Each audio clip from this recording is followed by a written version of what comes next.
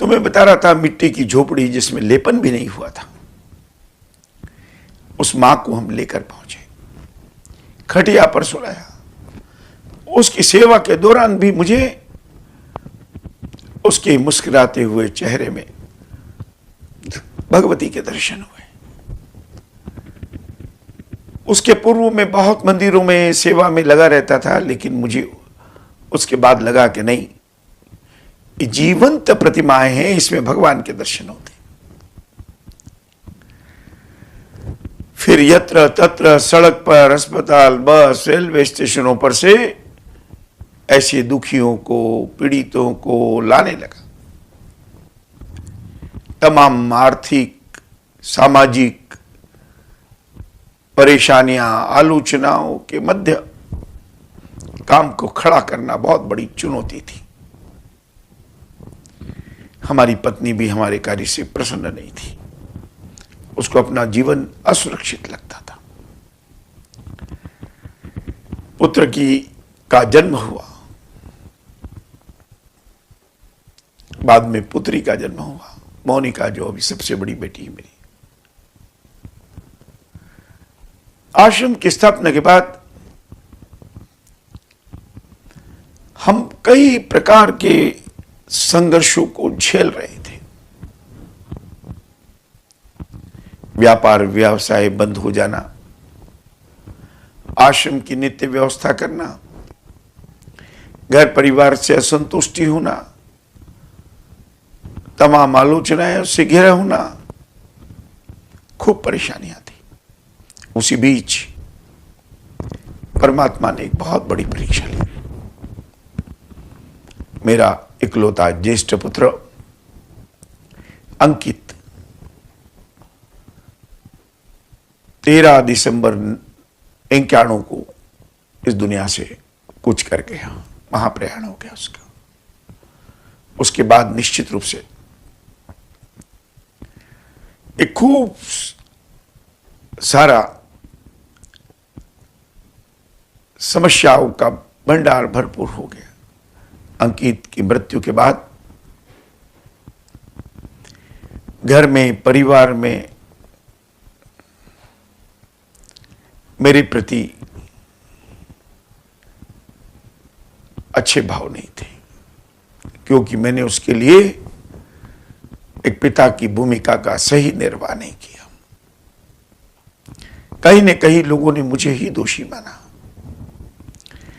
लेकिन मैंने परमात्मा को उस समय केवल यही कहा कि भगवान, तूने दिया था तो मैं खुश हूं, लिया तो भी खुश हूं। ये उसकी परीक्षा का समय था। मुझे ये लग रहा था कि जब भगवान अपने मार्ग पर किसी को चलाता है तो वो उसकी परीक्षाएं भी बहुत लेता है।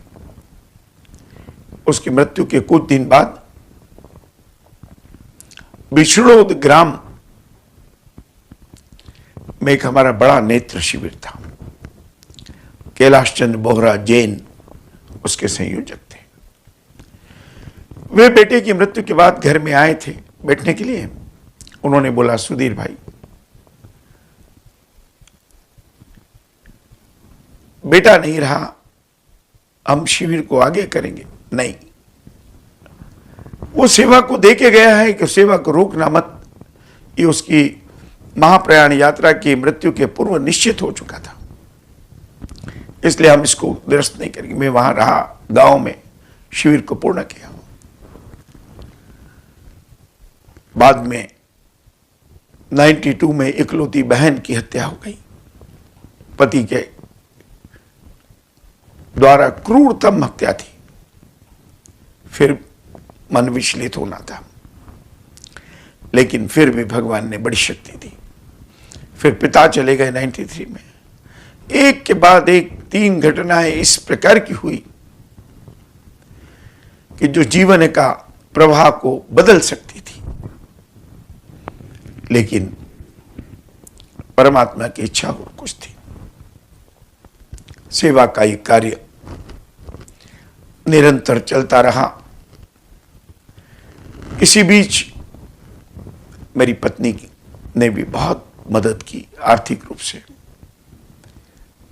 जब हमारे पास सब कुछ खत्म हो गया, उसने अपना सोना चांदी सब कुछ अर्पण किया। फिर बाजार से 2 से 10% तक ब्याज पे भी पैसा लेना पड़ा। लोग मजाक उड़ाने लगे, लेकिन हमने कदाचित उसकी चिंता नहीं की। ईश्वरीय कार्य आगे बढ़ता गया और 14 वर्ष खूब कठिन परिश्रम और परीक्षाओं के बीच गुजरे। 14 वर्ष इतनी परीक्षाएं परमात्मा की हुई कि हम कह नहीं सकते। 2004 में सदगुरुदेव भगवान रणछोड़दास जी महाराज अरविंद भाई मफतलाल के माध्यम से मिले। आचार्य श्रीमद रत्न सुंदर सुरेश्वर जी महाराज का पदार्पण हुआ। आचार्य तरुण सागर जी महाराज का पदार्पण हुआ और इस आश्रम के कार्य को नई दिशा मिली। 2004 24 अप्रैल आचार्य महाप्रज्ञ जी के समक्ष रतलाम में अन्य त्याग का संकल्प लिया। 12 साल बाद उस संकल्प की पूर्णाहुति लोकसभा अध्यक्ष सुमित्रा महाजन जी के माध्यम से हुई। उस समय डॉक्टर वेद प्रताप वेदिक सहित अनेक गणमान्य जन यहां उपस्थित थे, जिसमें समस्त महाजन के गिरीश भाई महाजन भी थे। डिडवानिया रतनलाल चैरिटेबल ट्रस्ट के सम्माननीय ट्रस्टीगण कैलाश जी, प्रकाश जी, विमल जी भी थे। डिडवानिया रतनलाल जी का भी इस आश्रम को खूब आत्मीय प्यार, सहयोग, आशीर्वाद मिला, अन्यथा हम आगे नहीं बढ़ सकते थे। यहां इंदौर के प्रबल सिंह सुराणा जी, सुधीर भाई कुमट, समरतमल जी संघवी, सरदारमल जी तातेड़, सुमतीलाल जी जैनावत, पारसमल जी कटारिया, सूरजबेन बहोरा सहित बहुत सारे जैन शिरोमणि का भी सतत सहयोग मिला। इंद्रदेव जी आर्य सहित आश्रम का विकास और विस्तार काफी पारदर्शी रहा। सरकार के पैसे के बिना किसी कार्य को खड़ा करना दिवा स्वप्न लगता है, लेकिन परमात्मा ने इस दिवा स्वप्न को साकार करवाया। जहां झोपड़ियों में लोग रहते थे, असुविधाओं में लोग रहते थे, जंगलों में शौच को जाते थे, आज यहां बड़ा सुंदर उपवन बन गया। यहां एक पौधा नहीं था। आज मास्टर अंकित की स्मृति में 92 से हम वर्षा मंगल महोत्सव करते हैं। 1.25 लाख से ज्यादा पौधे आश्रम और उसके आसपास के क्षेत्रों में आप देख सकते हैं कितना वातावरण को प्रसन्नचित किए हुए हैं। मेरा सोच है कि परमात्मा ने इतनी शक्ति दी, इतनी ताकत दी, ये कार्य खड़ा हो पाया। यहां बिना जाति धर्म भेद, बिना जाति धर्म समुदाय के भेद के, क्षेत्र भेद के 8000 से ज्यादा लोगों को, पीड़ितों को हमने रखा। आज भी 750 से अधिक का ये परिवार है, जिसमें बिस्तरग्रस्त से लेकर जन्मजात बच्चों से लेकर 100 साल तक के बुजुर्ग हैं। इनमें 500 से ज्यादा मानसिक रूप से बाधित हैं, मानसिक पीड़ा को सहन कर रहे हैं। इस आश्रम में टीबी, कैंसर, HIV, मरणासन्न, दुष्कर्म से पीड़ित, शोषित माताएं, उनके बच्चे सब एक साथ कुष्ठ रोगी सब एक साथ एक परिवार के रूप में रहते हैं। यहां कोई छोटा नहीं, कोई बड़ा नहीं, सबके लिए एक जैसा भोजन बनता है। ये हमारे भगवान है, हमारे परमात्मा है, ये हमारे जीवन स्वरूप है परमात्मा का। हमारा प्रयास है कि हम सेवाधाम के माध्यम से निरंतर समाज के उन पीड़ित, शोषित, दुखी लोगों की सेवा का दीप जलाए रखें। और ये सब बिना समाज के सहयोग के संभव नहीं होता है। समाज के लोगों से मेरी प्रार्थना है, आप यहां आए, यहां के लिए स्वयंसेवी कार्यकर्ता बने, यहां के विकास विस्तार में सहयोगी बने। आपके धन का उपयोग करने का, आपके समय का उपयोग करने का भी ये एक निमित्त हो सकता है।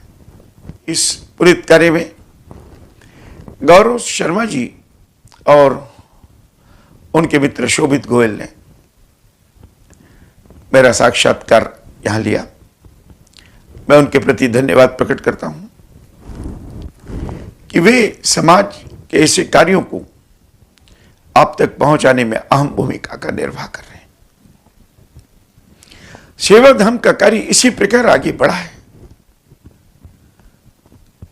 लेकिन आज हमें अगर जरूरत है सबसे ज्यादा तो वॉलंटियर्स की जरूरत है, जो यहां आकर विभिन्न कार्यों में, सेवा में, शिक्षा में, स्वावलंबन में, प्रशासन में, हमारे प्रशासनिक कार्यालय में अपनी योग्यता का परिचय दें। मैं आप सबका धन्यवाद करता हूं, हमारे उन दानदाताओं का, हमारे शुभ चिंतकों का, हित चिंतकों का, कल्याण मित्रों का, उन आलोचकों का, जिनके कारण आज सेवाधाम है। सबका धन्यवाद करता हूं और विश्वास करता हूं आने वाला समय इसके लिए स्वर्णिम समय होगा और अच्छा समय होगा, और हम कुछ और अधिक सार्थक कार्य कर पाएंगे। नमस्कार।